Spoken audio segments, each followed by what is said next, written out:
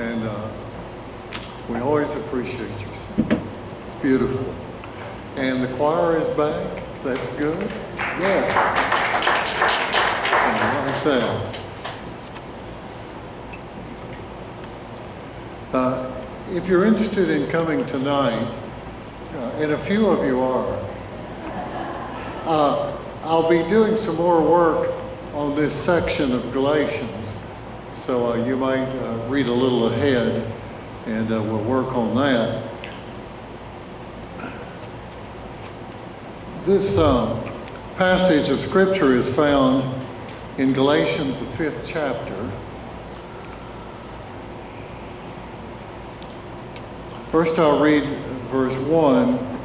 It is for freedom that Christ has set us free. Stand firm then, and do not let yourself be burdened again by a yoke of slavery. And then if you look at verse 13, you, my brothers, were called to be free, but do not use your freedom to indulge the sinful nature. Rather, serve one another in love. The entire law is summed up in a single command: love your neighbor as yourself. If you keep on biting and devouring each other, watch out, for you will be destroyed by each other. May God bless this, the reading of His Word. Well, everyone loves freedom. We love to talk about it, sing about it, march in parades, hear the fireworks. In fact, many little cities use their whole budget for fireworks, every penny of it, to put the noise and the beauty in the air. It's just part of celebrating that we love freedom. And we do that too. It's not just the 4th of July. We celebrate when we're free from debt. We celebrate when we're free from disease. How many people have I heard say, I've made 5 years. It hadn't come back yet. I'm probably cured. And it's a celebration, isn't it? Well, we just love to celebrate. The trouble with freedom is, though, because I'm free and I'm an American, and I really know the difference in this and living in some places in Europe and Russia, old Russia, that we experienced, that freedom is a wonderful thing. When we were in Kazakhstan, in that city, Almaty, they had a policeman that would come out, and he would watch the cars go down, and he would say, pull over. And I asked someone, is he looking for something? No, he said that's how they raise money. And when he picks a car out, he'll find something wrong with it and fine the person. We don't have that. He didn't, you were afraid to drive there. You didn't have freedom. You really didn't. But we're not free to do anything. Some people say, I'm an American and I'm free and I can do anything. No, you can't. To start with, you can't be an astronaut unless you have an advanced degree in physics and you weigh about 150 pounds, which I don't, and you've never had a cavity in your mouth and your eyes are perfect, then they consider you if you have all that. And you don't know it. So I can't do everything. I can't run the 100-yard dash anymore. I can hardly walk it. I don't think I could run it if I was shot at it. There's some things you just can't do. I can't wear my suits that I had when I got married. I weigh the same thing now, but it's in different places. And those old suits, they just don't fit. Few of you could run a 5K race or even walk a 5. I probably couldn't walk that far. Anyway, what I'm saying is we're free, but we're not free to do anything. And spiritually, we're not either. The door is not open to everything. And Paul gives that warning in the first verse. Be careful, don't lose your freedom. Don't go back. Don't go back into sin. Well, now, you know, we often stumble. These things we're free of debt. We're free of disease. We're free of this and that. Well, sometimes our credit cards come out of our pocket too much. Because you know, when you buy with a credit card, it's like you don't have to pay for it. You just give them the credit card and they take it. And a lot of people get back into debt with credit cards.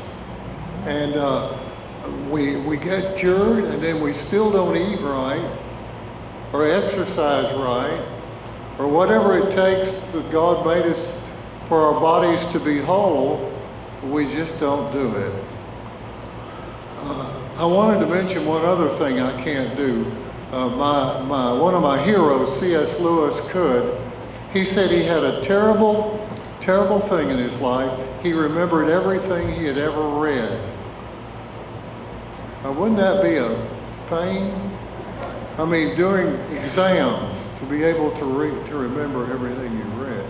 And you could take a book down from the library that he had read, open it anywhere, start reading, and he'd start quoting it with you. I'll never be able to do that. So I'm very limited there. Oh, goodness. So Paul warns, don't break the laws of God, really of nature or of our country. There was a young man, a teenager I had in my church when we were in Miami, and he got into drugs. Everybody did everything they could, offered everything to get him off of them. And I remember he'd go bouncing by my house. He was free. He could do what he wanted to. And then I had his funeral. And he couldn't do anything else that he thought he wanted to do because he wasn't free. And this happens. You take vows for getting married. I'll never forget in my first church, I married a couple named Louis and Samuela. They called her Sammy. It was an interesting wedding to hear it. And I read the thing, and they said the vows, for better, for worse, for sickness and in health, and they were thinking, if the preacher will ever get through with this, we can get on with our honeymoon and out of here. And then, when they were in their 40s, Louis got sick, and Sammy took care of him. He got down to 140 pounds. He was my height. And he died by inches, and she was there to bathe him and take care of him till he died. And I could never do a wedding after that and get to that, for better, for worse, in sickness and in health. It's quite a vow you make, you see. And when you start breaking your marriage vows, some of the worst experience I've had in my ministry is counseling people that come apart and start devouring themselves, like Paul said. They don't love one another. They don't act like they love one another. They don't care about one another. And it's a terrible thing when two people come in for counseling and they can't even understand what the other is saying, and you have to interpret it for them. And I could tell when a marriage got healed because they started saying, wait a minute, you didn't hear what I said. What I meant to say was, and the amazing thing is you sit back as a counselor and watch them talk. And the next time they come in, they say, we don't need you anymore. We're together again. That's what happens. That's what happened. Paul said, serve one another in love with your freedom, or you'll devour each other. That's true with nations, and it's true with marriages, and it's true with friendships. That's what God has called us to do. And then when a bank breaks the trust that they have, that we have in them, we get the toxic bonds. It almost bankrupted our nation. It hurt every bit of us because some men weren't true to the law. and they were for their own good. And they made a lot of money, and a lot of other people didn't. So, use your freedom wisely. Let's look at the Bible's idea of freedom. There are two words I want to emphasize. It could be three. The first one is from. You are free from. Christ's first sermon said he had come to set the prisoners free. Free from jail, from whatever was holding them, from whatever has enslaved you. God has come to free you from that. But there's another word that goes with freedom, and it's to. I am free to love others, help others, live for God, share what I have. I am free to be God's person. Now, I can choose to go back into sin. He said, be careful, don't do that. Use your freedom to love your neighbor, to love people. And the neighbor in Christ's story, and we'll preach on that next week, but the neighbor in the Good Samaritan is anyone, anywhere, anytime that's in need. That's your neighbor. And he says, use your freedom for that.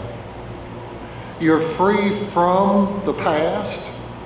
Oh my, don't you wish you could live some of your life over again? Yeah, you do some things different. Well, you're free from that.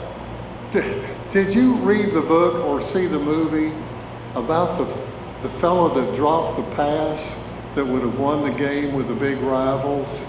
He ran out, the quarterback brought it right over his shoulder, right into his hand, and he dropped it in the end zone.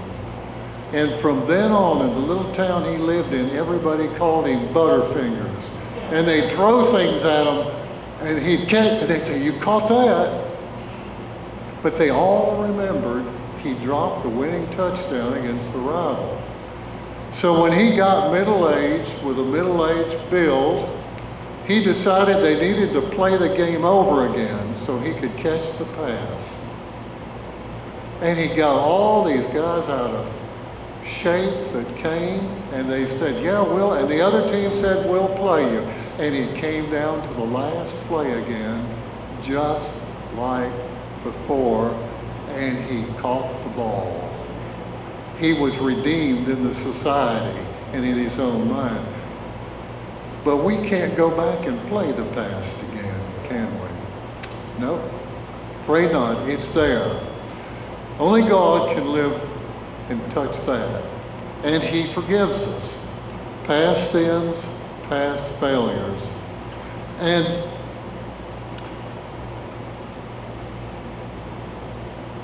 it's interesting that you don't want to just say, well, I'm free from, but you want to say, I'm free to do these things.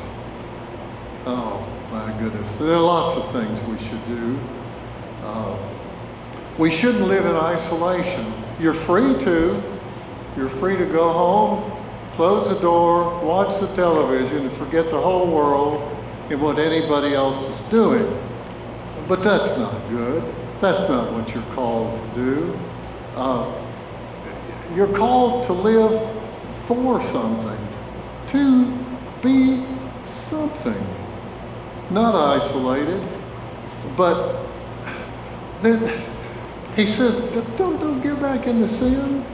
I had a professor who said, I took my little book out and I looked at it and I had something to do every night. And my wife, who was wiser than I, he said, took the book and said, who wrote all this stuff in here? And well, he said, I did. Oh, she said, you've overcommitted yourself. Well, this was the president's speech. Yeah, and this wasn't, I had to go to this.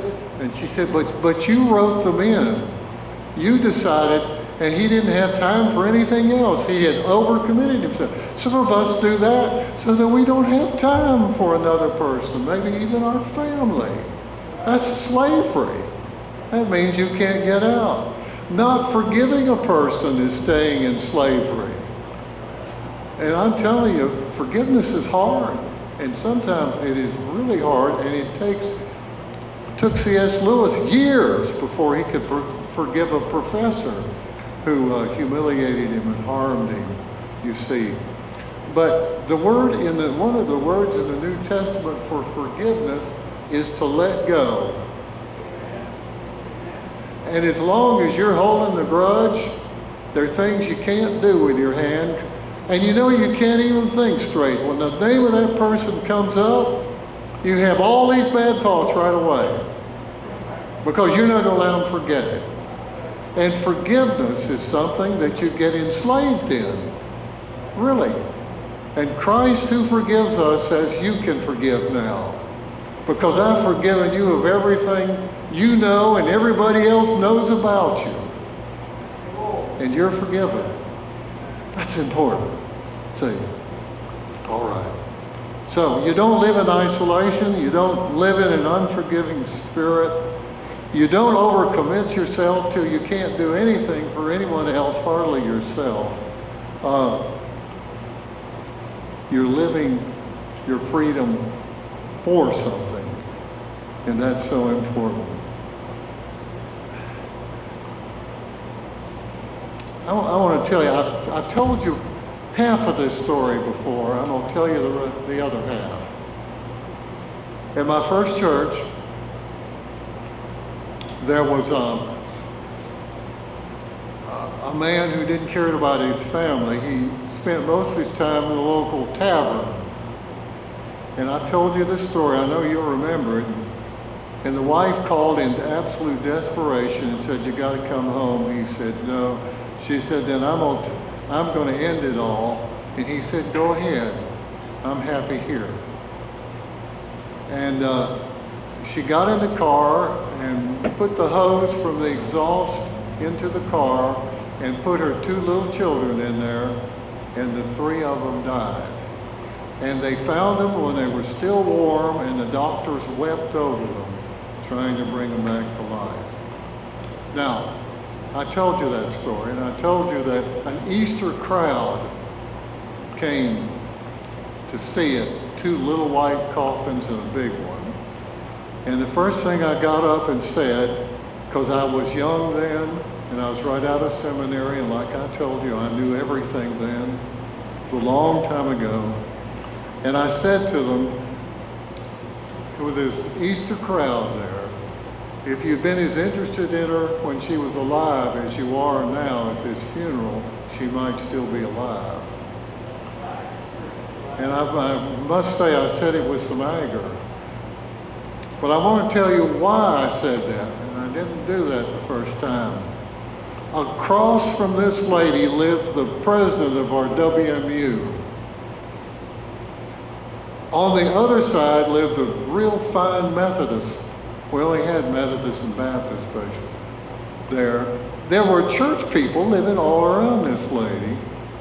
And some way, they couldn't figure out that a lady with 2 children and an abusive husband needed help. And that has made my wife and I think often, what about our neighbors around us? But you see, everyone was free to help her, at least inquire if they could, and they didn't. Everyone was shocked when it happened. Okay, so you can help. There are young couples that are having trouble. You could go to we who are older and say, I had that problem and we lived through it.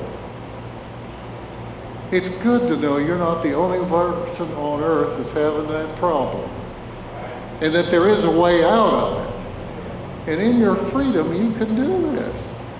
You're wise, you've been through this. As they say, you've been shot at and hit a few times, and you lived through it. It's time to let somebody else know about it. See? America did one of the great things in the history of nations after World War II. They rebuilt Germany, we did, and Japan. And the reason those two got ahead of us is we still had our old factories here that our cars, remember, in 46 all looked like the 41s and 42s.